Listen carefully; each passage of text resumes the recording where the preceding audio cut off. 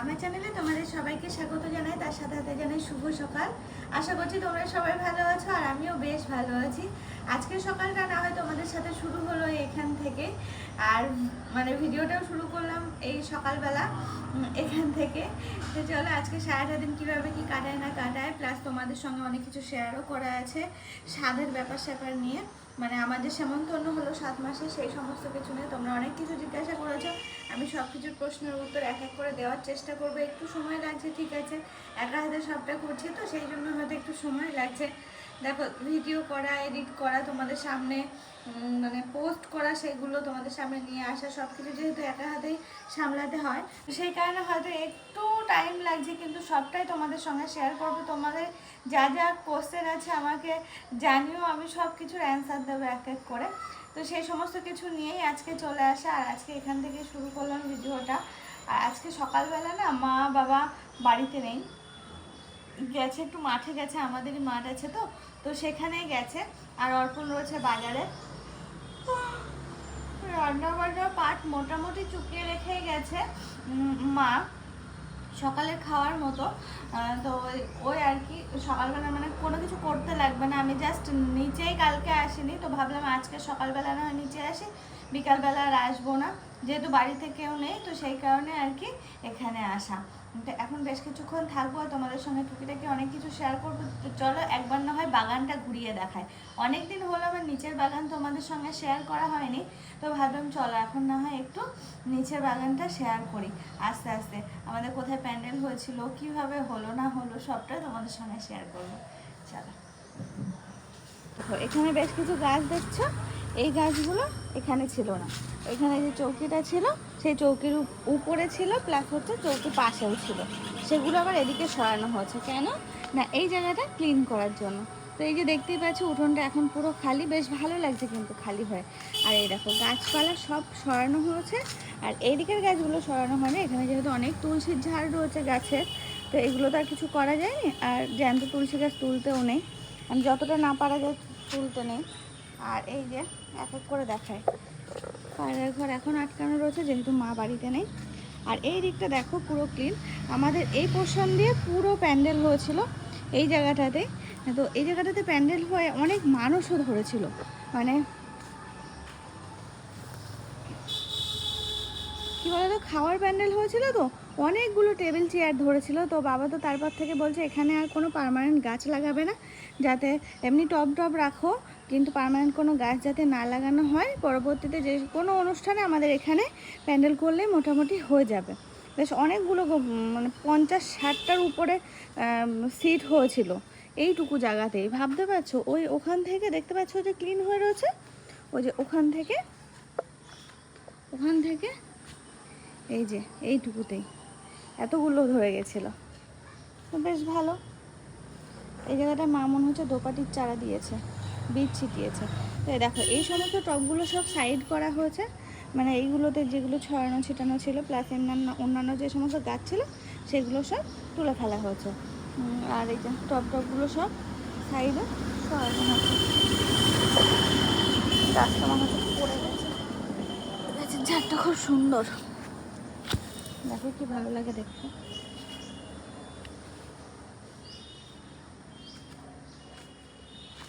পুরো ক্লিন করা এই দিকটা, সব সরানো, সাইড করা সব। ওই যে আরও এদিক ওদিক করে সব সরানো আছে, এদিক সেদিক, কারণ নিচেও তো প্রচুর গাছ ছিল, তোমরা তো দেখেছো। ছাদের অনুষ্ঠানের জন্য আমি ভিডিও পোস্ট করতাম যে হ্যাঁ স্বাদ আমার সামনে, স্বাদ, কিন্তু ডিটেলসে সমস্ত কিছু দেখানো হয়নি, কোথায় কী হবে বা কিছু সব কিছু দেখানো হয়নি। তো ভাবলাম এখন সেটা দেখায়। মানে আমিও নিজেও অতটা বুঝতে পারিনি যে স্বাদটা, সেমন্তন্নটা আর কি কতটা কি জাঁকজমকভাবে হবে কি কিছু। তো কতজন মানুষ হয়েছিল বলে তো, প্রায় মানে নেমন্তন্ন ছিল 250-র উপরে, 200-র কাছাকাছি মানুষজন হয়ে গেছিলো। নেমন্তন্ন করা ছিল প্রায় 250। কারণ কি বলো তো, আমাদের এইসব, আমাদের তো একটু গ্রাম সাইড, তো স্বাদ কিংবা সেমন্তন্নয় না ছেলে মানুষের একটু কম আসে। নেমন্তন্ন করা হয়েছিল, কিন্তু আমাদের ধরা ছিল সব আশেপাশের মানে যাদের বলা হচ্ছে সব ছেলেরা আসবে, বাড়ির ছেলে মানুষরা, কিন্তু তারা আসেনি। তো সেই ক্ষেত্রে একটু কমে গেছে ওই আর কি। এই ছিল সবটা দেখালাম। এই জায়গাটাতে প্যান্ডেল হয়েছিল, মানুষজন ওই দিকটাতে বসেছিল, মানে ওই গেট ছেড়ে এসে ওই দিকটায় বসেছিল, আর এই জায়গাটা খাওয়ার প্যান্ডেল হয়েছিল, আর সাজানোর জায়গা উপরে। আমাদের আম গাছের আম পাকা শুরু হচ্ছে, ধপ ধপ করে রোজ পড়ছে, বেশ ভালোই, একদম গাছ পাকা। সেদিন এখানে একটা ঝুলছিল, তো সেটা তো আমি মাকে বললাম পেড়ে দাও, এই ডালটা মনে হয় এতটা নিচে, নিয়ে মা আবার পেড়ে দিল নিচের থেকে, তো ওই আমটা আবার পেকে গেছিলো। আরও আজকেও পড়েছে অনেক আম, বৃষ্টি হলে এখন পড়বে, গরমের পর বৃষ্টি হলে। আর ওই গাছের আম এখনও মনে হয় পাকেনি। অনেকদিন এগুলোতে ঘোরা হয়নি, তোমাদেরকেও নিয়ে আসা হয়নি। আর এই যে এ হচ্ছে লেবু গাছ, লেবু গাছেও লেবু হয়েছে দেখছি বেশ ভালোই। এই আমগুলো কবে পাকবে কে জানে। এই আম গাছটাতে নতুন আম হচ্ছে এবার, ঠিক আছে। এই যে আম, ওইগুলো আগে বেশি তাড়াতাড়ি হয়েছে না, এখনো পাকার সময় হয়নি। আর এই দেখো জাম, আমাদের গাছের জাম তো সেই বড় বড়, এরকম বড় বড় হয়, তো এইগুলো কেমন যেন পোকা পোকা হয়ে যাচ্ছে, কেন এরকম হচ্ছে কেন, এবার মানে ওষুধ দেওয়া হয়নি। জাম গাছের জাম তো পাকাও শুরু হয়ে গেছে, ভালো তো হচ্ছে না এবার জামগুলো। হয়েছে এখন বোঝা যাচ্ছে না, জাম আছে গাছে ভালোই। এ ভগবান, এবার তো জাম মনে হচ্ছে অত ভালো হবে না, খেয়াল করিনি, মনে হয় ওষুধ দেওয়া হয়নি। একটু আগে আমি আম দেখালাম না, আম গাছে আম দেখালাম, এ দেখো এখন দেখতে পাচ্ছ আমার হাতে আম। তার কারণ কি বলতো, এই আমগুলো খুব সম্ভব আজকে পড়েছে কিংবা কালকে বৃষ্টির সময় পড়েছে। আর এই আম দিয়ে আমি ভাবছি আজকে ব্রেকফাস্ট সারবো, আম মুড়ি খাবো। এখন কি হয়েছে, 3 বেলা ভাত খেতে আর ইচ্ছা করছে না, মনে হচ্ছে একবেলা অন্য কিছু হলে ভালো হয়। তো সেই জন্য সকালটা না হয় এই দিয়ে ছেড়ে দিই। আর আমার এখন ওটসও খেতে ইচ্ছা করছে না, মানে ইয়ে করতে পারবো এরকম মনে হচ্ছে।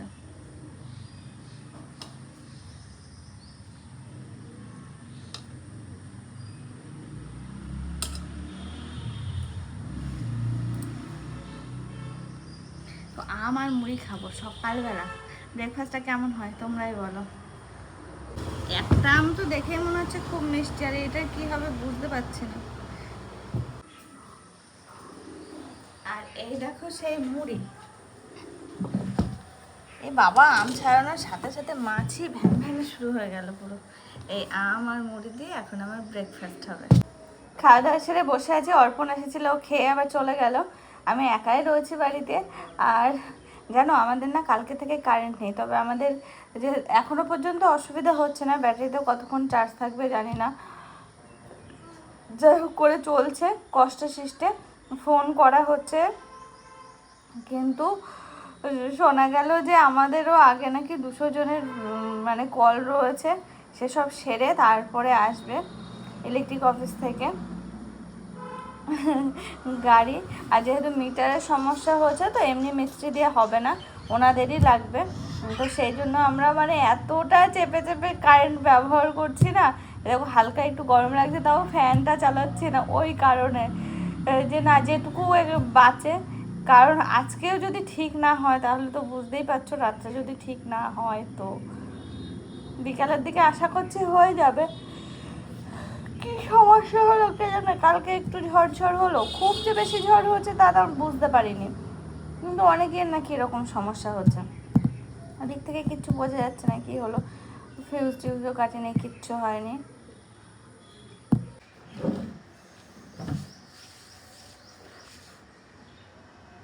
এবার মনে হচ্ছে আমাকে গুটি গুটি পায়ে উপরে যেতে হবে, কারণ মায়ের কাছে ফোন করলাম যে কত দেরি, মা বললো যে অনেক দেরি হবে। তো অতক্ষণ তো আর নিচে বসে একা একা আর কি করবো বলো, কোনো তো কাজ নেই, কিছুই কাজ পাচ্ছি না। পায়রাগুলো উঠছে, সব পায়রার ঘরটাও খোলা নেই, পায়রাগুলো উঠছে আবার এসে বসছে, এই করছে, এগুলোই দেখছি। কয়েকটা পায়রা ছাড়া রয়েছে, একটা বাইরের পায়রা এসে ঘুর ঘুর করে ঘুরে বেড়াচ্ছে দেখতে পাচ্ছি। তো এই দেখছি সেই থেকে বসে, কারণ অর্পণ তো খেয়ে গেছে অনেকক্ষণ হলো, আর এখন দেখতে দেখতে বেজে গেল 11টা। চলো উপরে যাই, আস্তে আস্তে গিয়ে স্নান টান করে তারপরে আমি আমার হাতের কাজটা না হয় সারি। হাতের কাজ বলতে মোবাইলের কাজ যেটুকু আছে সেটুকু আর কি করবো। আর এই ভিডিওতে বললাম না তোমাদের সঙ্গে অনেক কিছু শেয়ার করার আছে, তো অনেক কিছু শেয়ার করবো।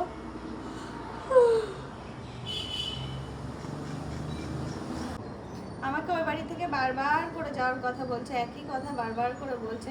তো দেখি 2-1 দিনের মধ্যে ডিসিশন নেব কি করব, এখনই চলে যাব নাকি আর কতদিন দিন পরে যাব। কারণ কি বলতো, সামনে এখনো দেরি আছে, যদিও 2 মাস পর। যে 9 মাসের যে সাতটা হয় না, ওটা তো মায়ের বাড়িতে হয়। তো আমি ঠিক করেছিলাম যে ওই যে ষষ্ঠী আসছে না সামনে, তো ওই ষষ্ঠীর সময় না হয় আমি যাব। তো দেখি তার আগেও চলে যেতে পারি ওখানে, মানে ষষ্ঠী পর্যন্ত অত দেরি হয়তো করবো না, তার আগেই হয়তো ওই বাড়ি চলে যাবো। করেই যাই।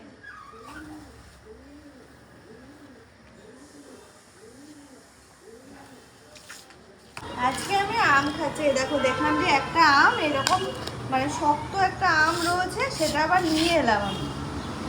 মনে হয় ঝড়ে পড়েছে, কারণ ফেটে গেছিলো।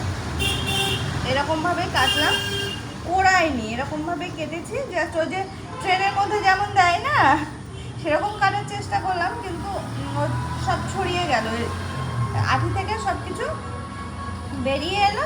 তো একটা প্লেটে নিয়ে নিলাম, একটা লঙ্কা, আমি লঙ্কা বেশি এখন খাই না, তো একটা লঙ্কা এরকমভাবেই কেটে নিলাম ইচ্ছা করে। তো হ্যাঁ, এবার বলো কার কার এরকম ডাসা আম খেতে ভালো লাগে? আমার তো বেশ ভালো লাগে। সেদিন একটা ডাসা বলে পেরেছি, কিন্তু দেখলাম আমটা পেকে গেছে, তো সে প্রথম খাওয়া সেটা, কালকে সেটা আম পেকেছে, 2-4 দিন ধরে পড়ছে, কিন্তু কালকে আমি ফার্স্ট টাইম খেলাম গাছের আম।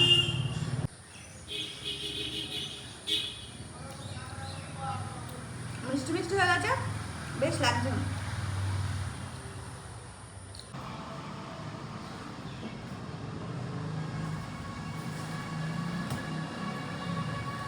ভাবছি যে এখানে একটু শুয়ে বসে থাকি, কারণ যতটা না ফ্যান ট্যান চালিয়ে থাকা যায় আর কি। বুঝতেই পারছো এখনো কারেন্টের কোনো খোঁজ খবর নেই, ব্যাটারিতে কতক্ষণ চার্জ থাকবে এটা আর দিন বাজারে জানি না। কালকের থেকে চলছে, কালকে সেই দুপুর 2-2-2:30 থেকে ধরো বৃষ্টি হয়েছে ওই টাইমে, ঝড় বৃষ্টি, সেই থেকে এখনো পর্যন্ত তাও টেনে যাচ্ছে।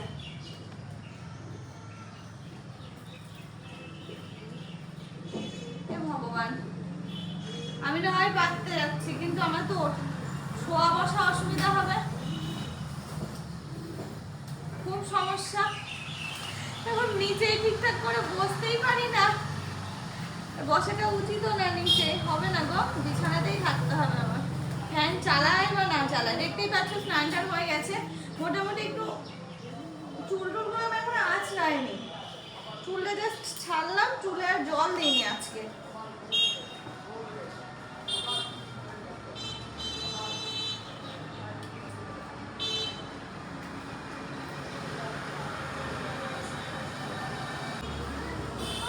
আমি ওই বাড়ি যাই, তারপরে চুলে এগুলো ভিঙ্গোরাস টাস দিয়ে চুলটা একটু কালার চেঞ্জ করে ফেলবো। ওই যে ডগার দিকে কটা আছে না, মানে কালার করা ছিল সেটাই আছে ডগার দিকে।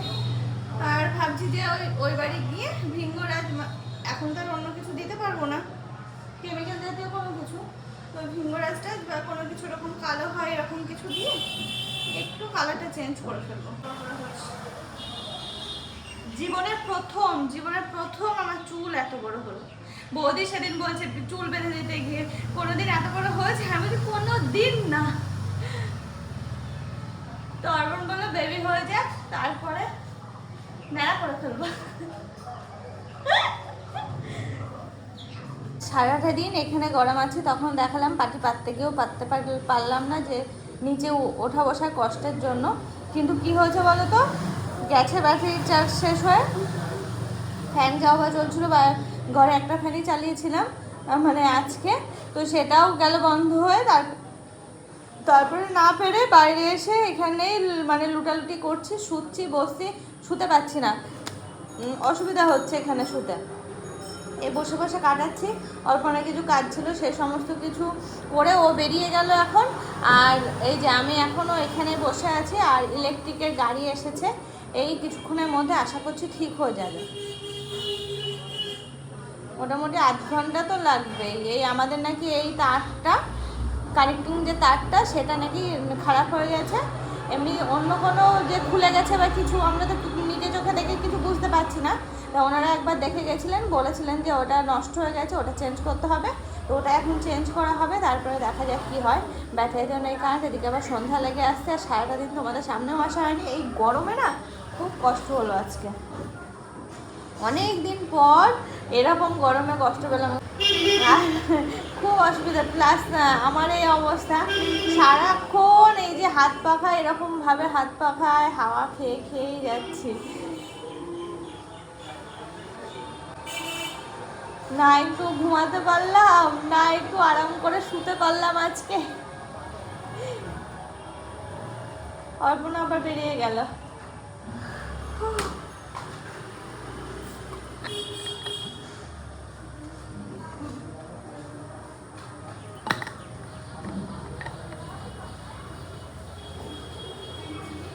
ওটা কি লাগিয়েছিস দেখলাম? হুম,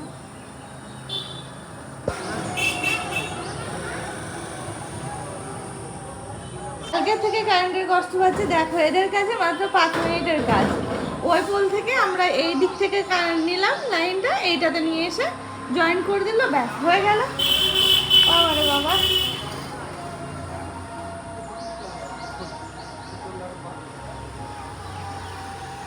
আর আজকে সারাটা দিন কি কষ্ট পেলাম, ওরে বাবা রে, সে কি বলবো। না শুতে পারলাম না, বসতে পারলাম। আমি অর্পণকে শুধু সেটাই বলছি, হাজরাপুরে তো এই একটা সমস্যা হয়, কারেন্ট গেলে আর কারেন্ট আসতে চায় না। মানে ঝড় বৃষ্টি হলে কারেন্ট চলে যায়, আসতে চায় না। ওখানে গেলে এই একটা অসুবিধা, দিদিও সেটা বলছে, ওখানে তোর ওই একটা প্রবলেম হবে। কিন্তু কী করা যাবে, হলে আর কি করা যাবে। একদিক দেখতে গেলে তো আর একদিক ছাড়তেই হবে, কিন্তু ওখানেও তো আমার যাওয়ার খুবই দরকার, বলো তোমরা তো বুঝতে পারছো।